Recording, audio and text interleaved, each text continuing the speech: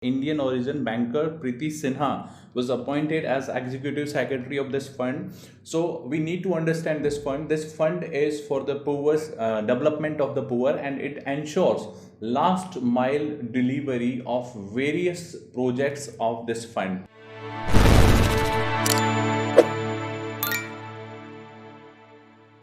Subscribe and press the bell icon so you never miss an update from PrepLadder. So now some of the UN related news. The first one is the World Economic Situation and Prospects Report of 2021. This talks about how the world's economy was suffering through the COVID pandemic 19. Okay, so it talks about India's growth, and it says India's growth going to be 7.3% in 2021, and India would be the fastest growing major economy in the world, and the China is going to be the second after the India. Okay, so if we talk about world's economic situation and prospect report, so this has been prepared by Department of Economic and Social Affairs under UNCTAD, that is UN Conference on Trade and Development, that is UNCTAD. Okay, so this is prepared by Department of Economic and Social Affairs, and other 5 regional commissions were involved in this preparation of this report. So that is important one. Now if we talk about the next important fund related to UN, that is UN Capital Development Fund. And why it was in news? Because Indian origin banker Preeti Sinha was appointed as executive secretary of this fund. So we need to understand this fund. This fund is for the poor's development of the poor, and it ensures last mile delivery of various projects of this fund. So it works, it channelizes public and private funds as actually for the cause of the poor.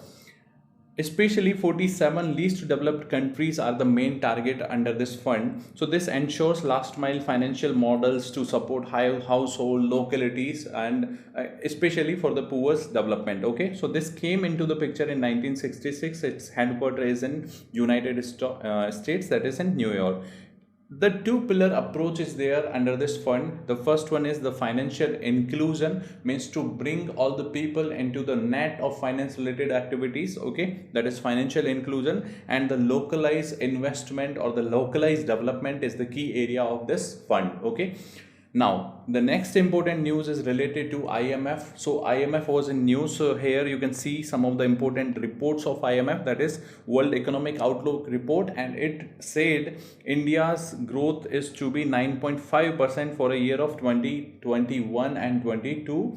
It could be 8.5% in financial year of 23. Okay, now if we talk about this report actually sees the economic development and policies of the various governments, and then it decides how the growth is going to be for this country. Okay, this is published twice a year. Now if we talk about IMF, this came into the picture after 1944's Bretton Woods Summit, and the World Bank was also the outcome of this Bretton Woods Conference. Now the main area of IMF is to ensure the international financial stability. This is the key area, and the monetary cooperation. Okay, so in terms of financial stability, for example, if there is balance of payment crisis for any country, so it is the IMF which is going to help this particular country in that situation. So the aim is to maintain the international financial stability. Okay, so this is the IMF. Now it also facilitates international trade, promote employment, sustainable economic development. So all these are the other areas where this IMF is working. Headquarters is situated in Washington DC, and total 190 member countries are there. Now the another important reports of this IMF can be, this one is Global Financial Stability Report. Remember, this is the key area of IMF to ensure the financial stability. So this report definitely going to be related to this IMF only.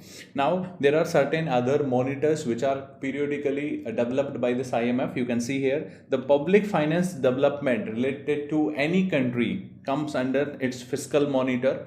Then there are external sector reports of various countries. Then regional economic outlooks are also being prepared by this IMF. So remember these 2 reports at least, Global Financial Stability Report and World Economic Outlook Report. These 2 are very important for UPSC prelims examination.